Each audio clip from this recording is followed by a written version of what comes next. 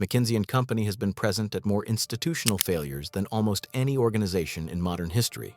That's not an accusation, that's a pattern. When Enron collapsed, McKinsey had advised them.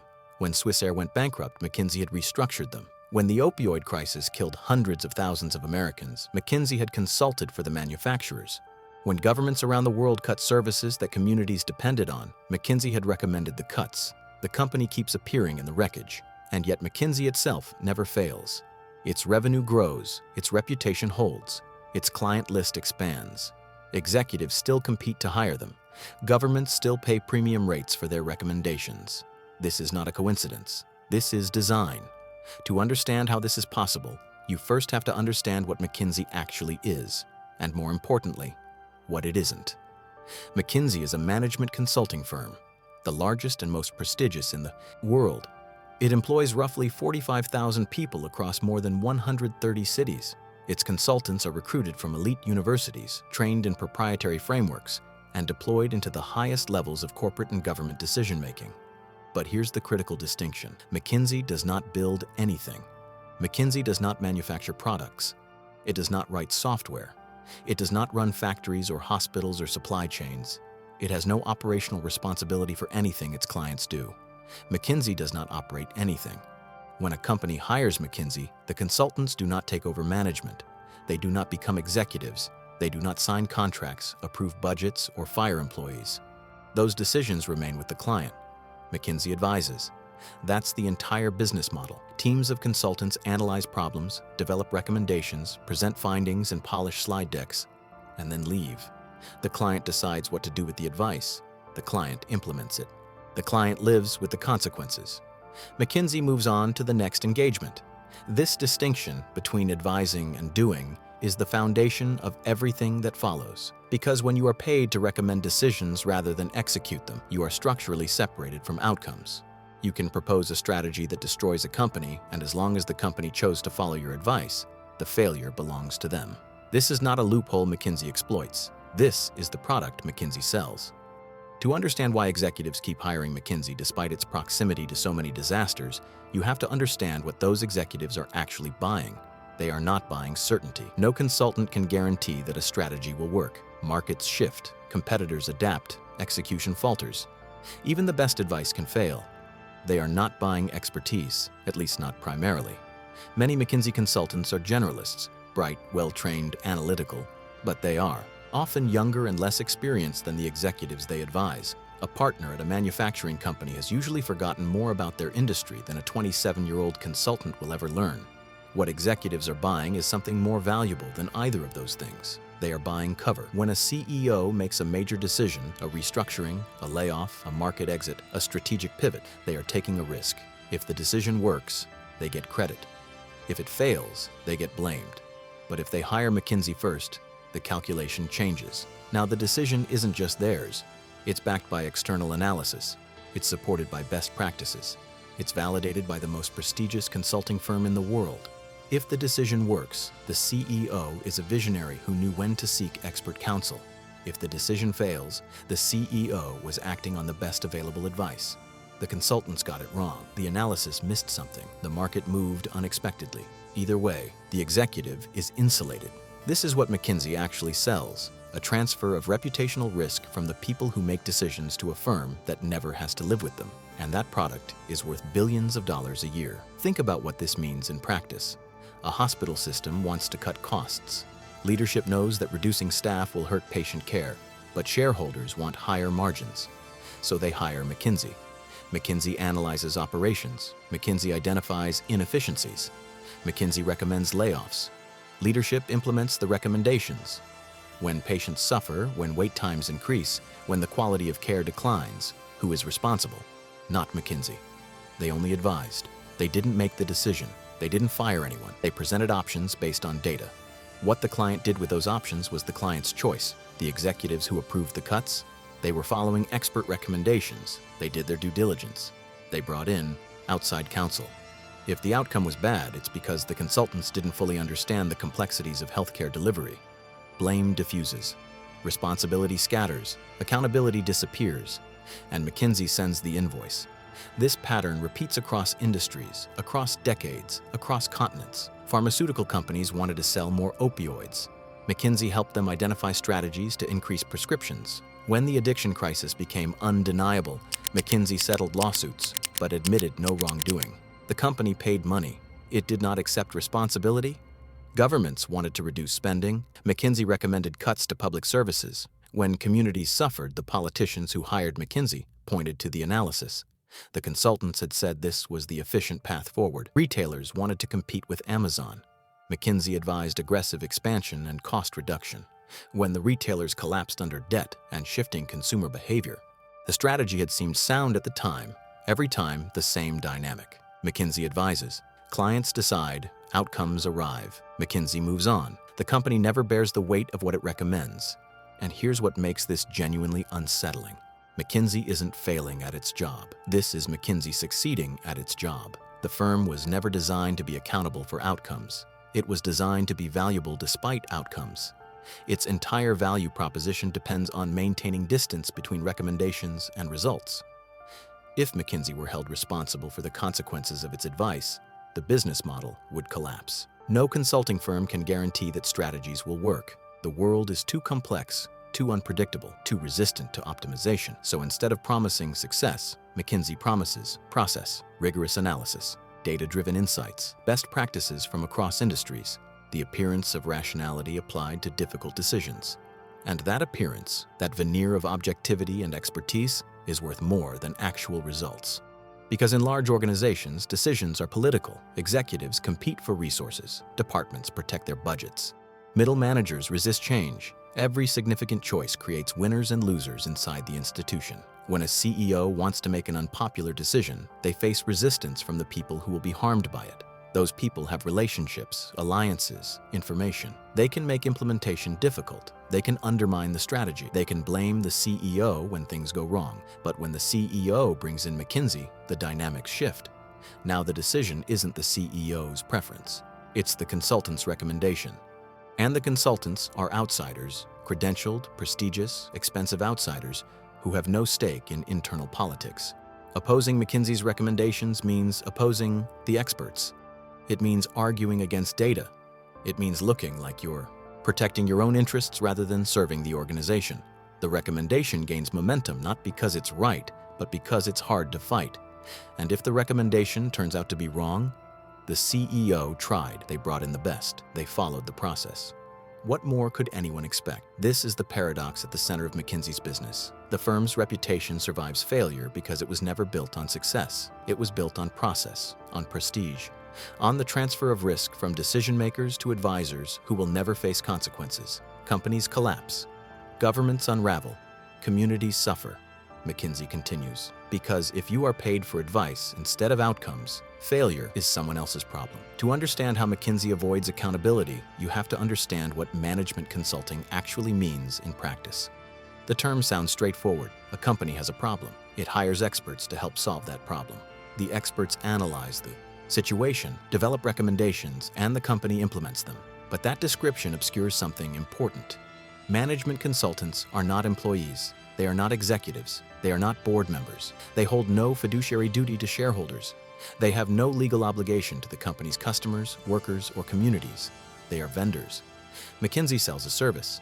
That service is analysis and advice. When the engagement ends, so does the relationship.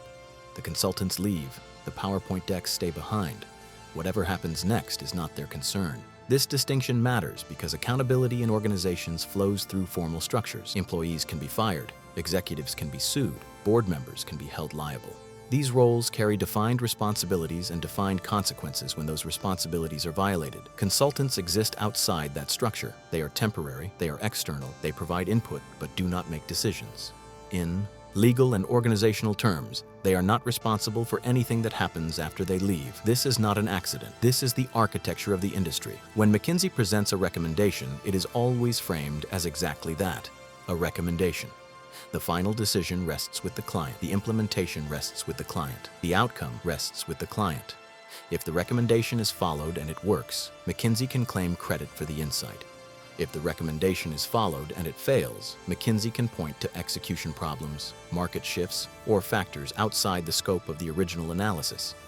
If the recommendation is not followed, McKinsey bears no responsibility at all. Every possible outcome protects the firm. This is not corruption. This is contract design.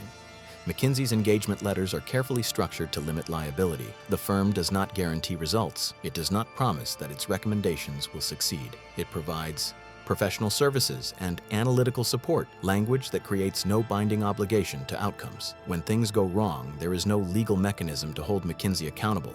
Clients cannot sue for bad advice in the way they could sue a doctor for malpractice or a lawyer for negligence. Consulting is not a licensed profession with defined standards of care.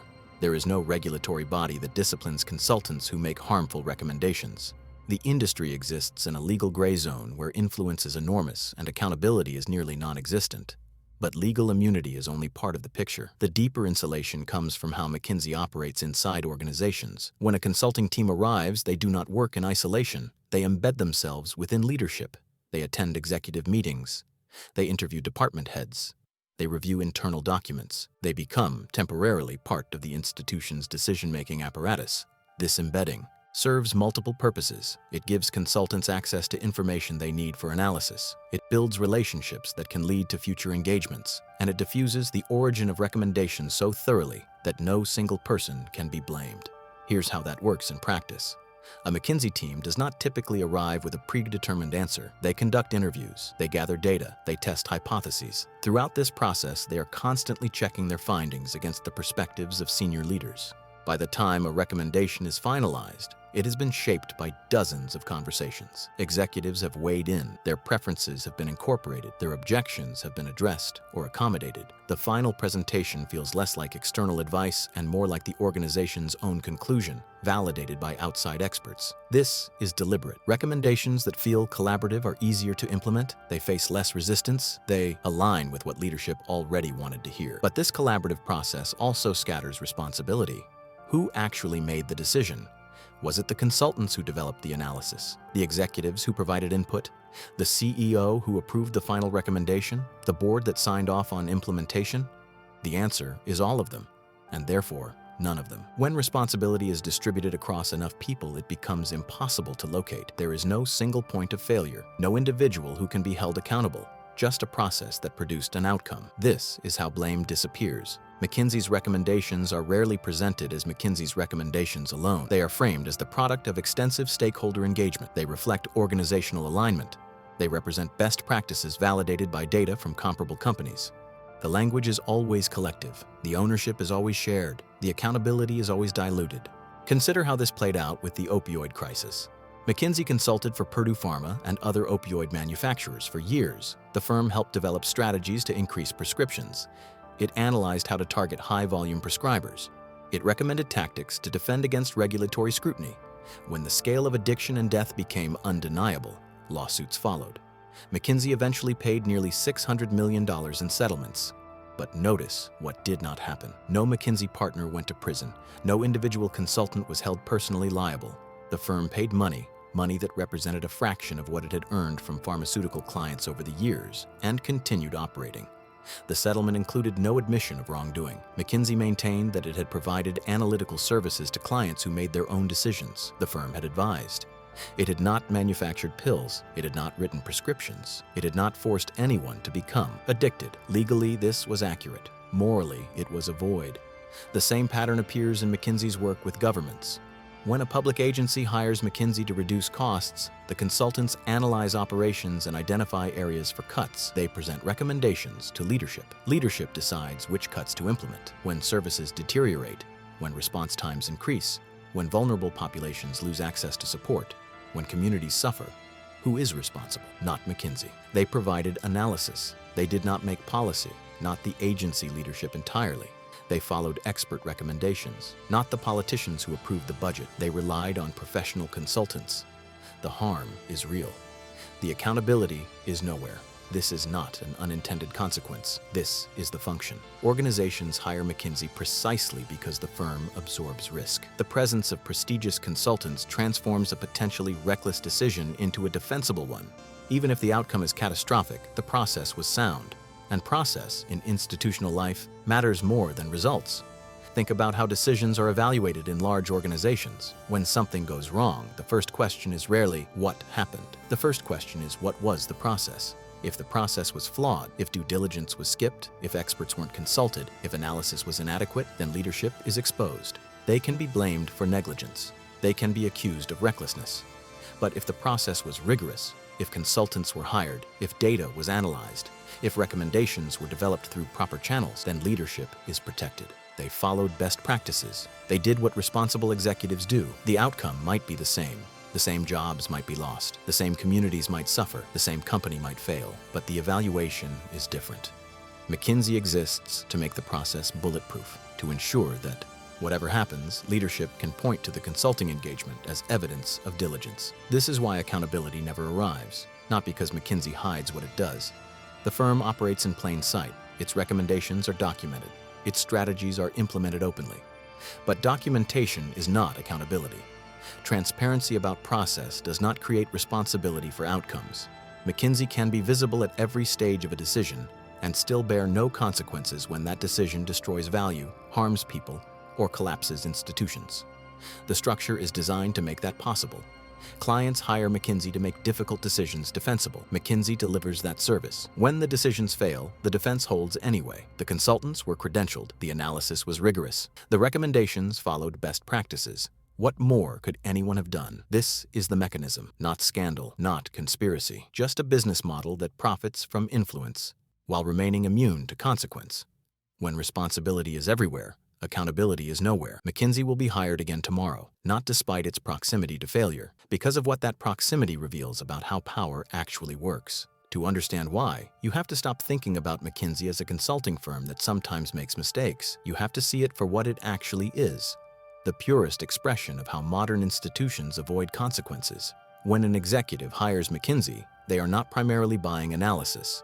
They are buying protection. Protection from blame. Protection from second-guessing, protection from the moment when someone asks, why did you make that decision? The answer becomes automatic. We engaged McKinsey. We followed best practices. We did what any responsible leader would do. This is prestige as risk transfer. McKinsey's reputation, the elite hiring, the Fortune 500 client list, the aura of intellectual rigor, functions as a kind of insurance policy. It converts potentially reckless decisions into defensible ones. It transforms institutional gambits into professional processes. And insurance, by definition, is most valuable when things go wrong. This is why McKinsey's involvement in disasters does not damage its business. The disasters prove that the insurance works. Executives who followed McKinsey's advice and failed did not lose their jobs for negligence. They were not accused of recklessness. They were protected by the process. The product performed exactly as intended. Prestige becomes a shield. Credibility becomes insulation. Advice becomes a liability transfer mechanism. And this mechanism does not exist in isolation. It connects to a larger pattern in how powerful institutions operate. Consider what McKinsey shares with the other failures we've examined. WeWork was a company where belief replaced fundamentals. The business model did not work. The economics did not make sense. But the story was compelling enough and the money was abundant enough that reality was suspended for years. When collapse finally arrived, the people who had enabled the delusion, the investors, the bankers, the board members, faced minimal consequences. The structure had protected them from the outcomes they helped create. Credit Suisse was an institution where containment replaced consequence. The bank made catastrophic errors. It lost billions. It enabled money laundering and tax evasion. But when failure became undeniable, the response was not accountability. It was absorption. The system quietly erased the institution to prevent the panic that real consequences would have caused. The individuals who drove the failures moved on. The structure held. Meta was a company where decision insulation reached unprecedented scale. Tens of billions of dollars were redirected into a vision that had not proven market demand. Shareholders could not stop it. The board could not override it. Markets could criticize but not correct. The money burned because the structure made stopping it optional. And when the burning finally slowed, it was not because accountability arrived. It was because the strategy quietly shifted. McKinsey connects all of these. It is the infrastructure that makes consequence-free decision-making possible across institutions. When WeWork's board needed to justify expansion that made no financial sense, they could point to advisors who validated the strategy. When banks needed to restructure in ways that prioritized executives over depositors, consultants provided the framework. When corporate leaders needed to make unpopular decisions without personal exposure, McKinsey offered the process. The firm does not cause these failures. It enables the decision-making architecture that makes failures unaccountable. This is what McKinsey proves about power in the modern economy. Accountability is now optional for those with sufficient resources to avoid it. If you are large enough, profitable enough, prestigious enough, or if you can hire firms that are, consequences become negotiable. Not because laws don't exist, not because regulators don't try, but because the structures designed to impose discipline have been systematically bypassed. McKinsey is not unique in this. It is simply the clearest example. The same pattern appears throughout the ecosystem of professional services that surrounds major institutions. Law firms that structure deals to be technically legal while obviously harmful. Accounting firms that approve financial statements that obscure risk. Rating agencies that assign investment-grade scores to assets that collapse months later. Public relations firms that manage narratives to minimize reputational damage from genuine wrongdoing. All of these services share something with McKinsey. They allow institutions to continue operating in ways that would otherwise face resistance, scrutiny, or sanction. They are the machinery of consequence avoidance, and consequence avoidance at scale is what power actually means. Not the ability to do anything, the ability to do things without facing accountability for them. This is why McKinsey's business model is so revealing. It shows how influence and responsibility have been deliberately separated across the modern economy. The people who make decisions are insulated from the people who suffer from them. The institutions that recommend strategies are protected from the outcomes of those strategies. The systems that should impose discipline have been designed or redesigned to allow those with resources to escape them. McKinsey sits at the center of this architecture, not as a villain, not as a conspiracy, but as a service provider meeting genuine market demand. Executives want protection from blame. McKinsey sells it. Institutions want to make hard decisions without accountability. McKinsey enables it. The system wants to maintain the appearance of rigor while avoiding the reality of consequence. McKinsey provides the appearance. This is why the firm will continue to thrive. Not because it prevents failure. McKinsey has been present at too many catastrophes for anyone to believe that. Not because it guarantees success. The firm makes no such promises, and its track record would not support them anyway.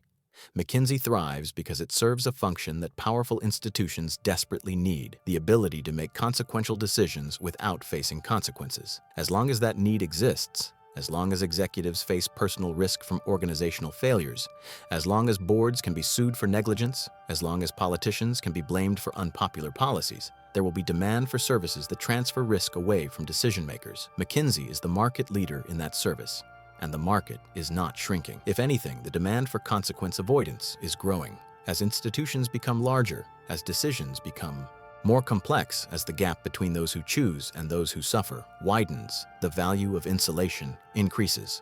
McKinsey's business model is perfectly adapted to this environment. The firm does not need to be right. It needs to be credible enough that being wrong is defensible. It does not need to prevent disasters. It needs to ensure that disasters do not destroy the careers of those who cause them. It does not need to serve the public interest. It needs to serve the private interests of the executives and institutions that pay its fees. And it does all of this while maintaining the appearance of objectivity, rigor, and expertise. This is the final insight McKinsey offers about power. The most durable institutions are not those that succeed. They are those that have made failure someone else's problem. McKinsey has achieved that separation more completely than almost any organization in modern history. It influences decisions at the highest levels of global business and government. It shapes strategies that affect millions of people, and it bears no responsibility for any of it. The firm exists in a permanent state of consequence immunity, not because it has corrupted the system, but because it has perfected something the system was already designed to allow. Blame can be transferred, accountability can be diffused, responsibility can be dissolved into process. McKinsey simply sells that dissolution more effectively than anyone else. This is what the firm teaches us about how power operates. Not through force, not through secrecy, not through conspiracy, through structure, through process, through the careful separation of influence from accountability. McKinsey will continue to be hired. It will continue to advise on decisions that fail. It will continue to emerge from those failures with its reputation intact and its revenue growing. Not because the system is broken, but because McKinsey is the system working exactly as intended. Advice without ownership. Influence without accountability, power without consequence. This is not a problem to be solved. This is a condition to be understood. McKinsey does not cause institutional failure. It simply proves that institutional accountability was never the point. The firm absorbs blame before failure arrives. And that absorption, that quiet transfer of responsibility from those who decide to those who merely advise, is worth more than any strategy McKinsey has ever recommended. The money flows, the disasters accumulate, the structure holds. No reform, no reckoning, no consequence, just reality.